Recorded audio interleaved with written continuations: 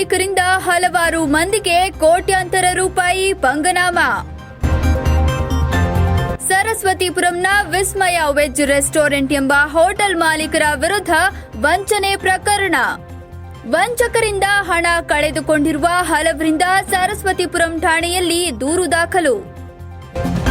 35 ಮಂದಿ ಹೋಟೆಲ್ ಕಾರ್ಮಿಕರಿಗೂ ಸಂಬಳ ಕೊಡದೆ ಮಾಲೀಕರು ರಾತ್ರೋರಾತ್ರಿ ಪರಾರಿ.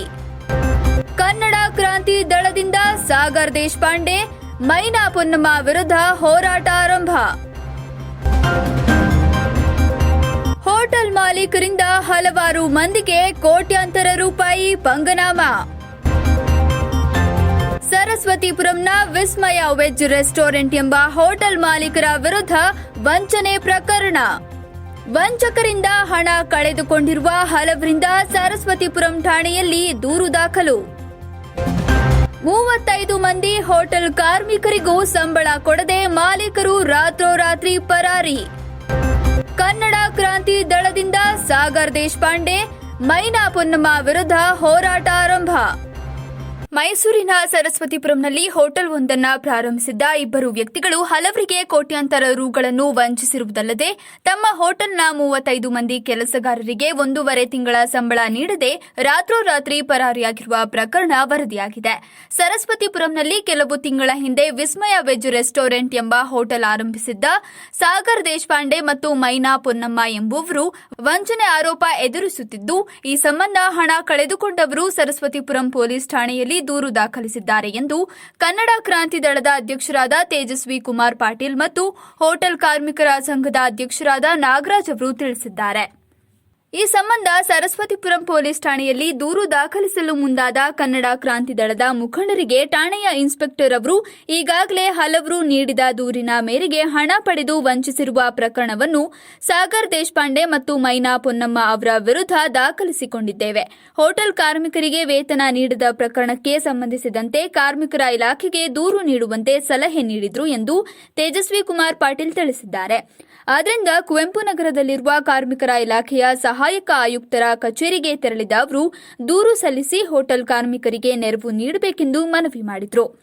ಒಂದು ವೇಳೆ ಸರ್ಕಾರಿ ಅಧಿಕಾರಿಗಳು ಕ್ರಮ ಕೈಗೊಳ್ಳುವಲ್ಲಿ ನಿರ್ಲಕ್ಷ್ಯ ವಹಿಸಿದರೆ ಪ್ರತಿಭಟನೆ ನಡೆಸುವ ಮೂಲಕ ಹೋರಾಟಕ್ಕಿಳಿಯಲಿರುವುದಾಗಿ ತೇಜಸ್ವಿ ಕುಮಾರ್ ಅವರು ತಿಳಿಸಿದ್ದಾರೆ. ದೂರು ನೀಡುವ ಸಂದರ್ಭದಲ್ಲಿ ಕಾರ್ಮಿಕ ಮುಖಂಡರಾದ ಪ್ರೇಮ್, ವಿಷ್ಣು ಅಭಿಮಾನಿ ಬಳಗದ ಅಧ್ಯಕ್ಷರಾದ ನಾಗರಾಜ್ ಮತ್ತು ಕಾರ್ಮಿಕರು ಹಾಜರಿದ್ದರು.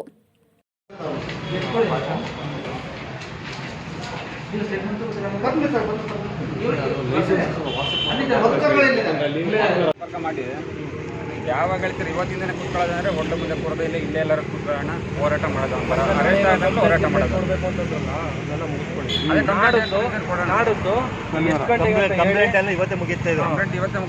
ಫಾರ್ಮಾಲಿಟೀಸು ಕಂಪ್ಲೇಂಟ್ ಇಲ್ಲೂ ಹೋಗುತ್ತೆ, ನಮ್ಮ ಲೇಬರ್ ಆಫೀಸ್ಗೆ ಕಾರ್ಮಿಕರ ಇಲಾಖೆಗೂ ಹೋಗುತ್ತೆ, ಆಯ್ತಾ, ಸಂಘಟನೆಗಳಿಗೂ ಹೋಗುತ್ತೆ. ಇದು ಏನೇನು ನಿಮ್ಗೆ ಅನ್ಯಾಯ ಆಗಿದೆ ಅದ್ರ ಯಾವಾಗ ಹೇಳ್ತೀರ ಅವಾಗ ಸರ್, ನಾಳೆ ಟೈಮ್ ತಗೊಳ್ಳಿ, ಎಲ್ಲರೂ ಒಗ್ಗೂಡಿಸಿ ಯಾವಾಗ ಹೇಳ್ತೀರ ನಾವು ನೀವು 20 ನಾಳದ್ದು 10 ಗಂಟೆ ಹಂಗೆ ಶನಿವಾರ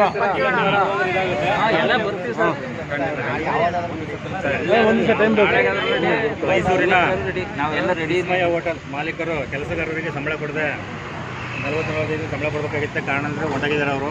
ಸ್ಟಾಫ್ಗಳಿಗೆ ಪಾಪ ಅವ್ರು ತುಂಬ ತೊಂದರೆ ಆಗೈತೆ. ಇಲ್ಲಿ ಅವ್ರ ಜೀವನ ನಡೆಸೋದು ತೊಂದರೆ ಆಗೋದ್ರಿಂದ ಮೈಸೂರಿನ ಸರಸ್ವತಿಪುರಂ ಸ್ಟೇಷನ್ಗೆ ಕಂಪ್ಲೇಂಟ್ ಮಾಡಕ್ಕೆ ಬಂದಿದ್ದೀವಿ. ಮತ್ತು ಇದು ಮುಗಿಸ್ಕೊಂಡು ಲೇಬರ್ ಆಫೀಸ್ಗೆ ಕಂಪ್ಲೇಂಟ್ ಮಾಡ್ತೀವಿ. ಇದನ್ನು ನಾಳೆ ದಿನ ಇದಕ್ಕೆ ಸ್ಪಂದಿಸಿಲ್ಲ ಅಂದರೆ ಯಾವುದೇ ನಾವು ಹೋಟ್ಲ್ ಮುಂದೆ ಪ್ರತಿಭಟನೆ ಮಾಡ್ತೀವಿ. ಅದೇ ನೋಡಿ, ಇವತ್ತು ಭಾಳ ಅನ್ಯಾಯ ಆಗಿದೆ. ಒಂದು 30-31 ಜನ ಕೆಲಸಗಾರರಿಗೆ ವಿಸ್ಮಯ ಹೋಟ್ಲ್ ಮಾಲೀಕ ಸಾಗರನಾಥ ಸಂಬಳ ಕೊಡದೆ ಎಲ್ಲ ತಲೆಮರೆಸ್ಕೊಂಡು ಹೋಗಿದ್ದಾನೆ. ಅದರಿಂದ ಇವತ್ತು ಕಂಪ್ಲೇಂಟ್ ಕೊಡೋಕ್ಕೆ ಬಂದಿದ್ದೀವಿ. ಸೂಕ್ತ ಕ್ರಮ ತಗೊಂಡು ಆತನ ಪೊಲೀಸ್ನವ್ರು ಇನ್ನೂ ಬಂದಿಲ್ಲ, 5 ಗಂಟೆಗೆ ಬರ್ತೀನಿ ಅಂತ ಹೇಳಿದ್ದಾರೆ ಇನ್ಸ್ಪೆಕ್ಟ್ರು. ಬಂದ ತಕ್ಷಣ ಎಲ್ಲಿದ್ದಾನೆ ಅದನ್ನು ಕಂಡು ಹಿಡಿದು ಇವ್ರಿಗೆ ವ್ಯವಸ್ಥೆ ಮಾಡ್ಕೊಡ್ಬೇಕು ಸಂಬಳನ.